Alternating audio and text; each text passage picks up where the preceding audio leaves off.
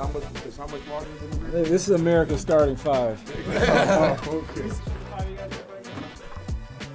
Anytime I see the benevolent white liberal that looks at me is going to tell me how I am supposed to think, I think to myself, you know nothing about my background, you know nothing about my family history, you have no idea where I've been. But you, benevolent white liberal, are going to tell me how I am supposed to think and how I am supposed to vote. And we now live in a country with that's not a meritocracy. It wasn't always that way, but it is that way now. And I think it's time to acknowledge the progress that we have had, and not to treat us as if we are a monolith. Amen. And it's time for us to end all that. And I think we're doing a pretty good job of it. We grew up in a household and family and communities that was optimistic. Yes. We were talking about meritocracy. We were told if somebody says you can't do it, you go out there and you work harder, you run harder, you study harder. But it was that pride of, I'm going to show you that what you think of me is not true if you think that I can't accomplish it. So, and that's what I'm excited about our party right now. Yeah. We are a party of hope.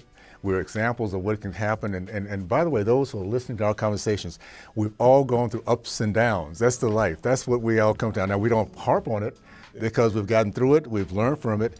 And we're saying, I'm so glad I went through it. I'm glad I will never want to go back, whatever that was.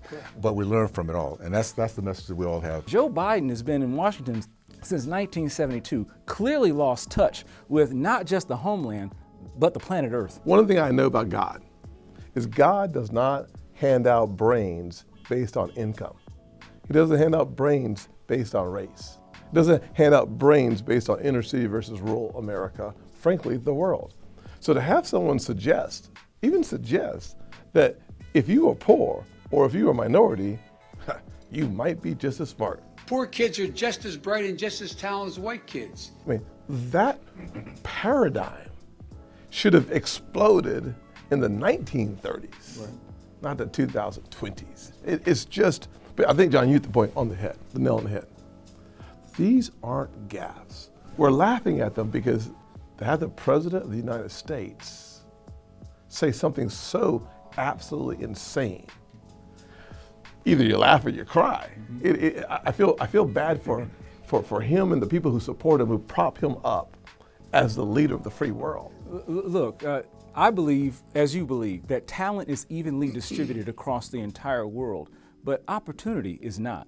And when you talk about the core values of conservatism, when you talk about things like individual freedom, limited government, rule of law, peace through strength, fiscal responsibility, free markets, and human dignity, these are things and the reasons why people are beginning to open their eyes. What has happened for so long is 95% of us vote with one party, and that guarantees you one thing, well, two really, that Democrats will neglect your vote and Republicans won't try. And now what you're seeing in places like Michigan and swing states all over the country is you're beginning, 40% favorability of Donald Trump amongst African-American males, 26% support President Trump in Michigan this cycle. And this is on top of 2016, 6% of the black vote. Now, 2020, 12% of the black vote. I think it's going to get over 20% because people are beginning to open their eyes that things are a lot worse than they were. He got 18.7% of the black male vote. Actually in 2020. So that says a lot. But what I also don't like about this is he's insinuating too that all black people are poor. Thank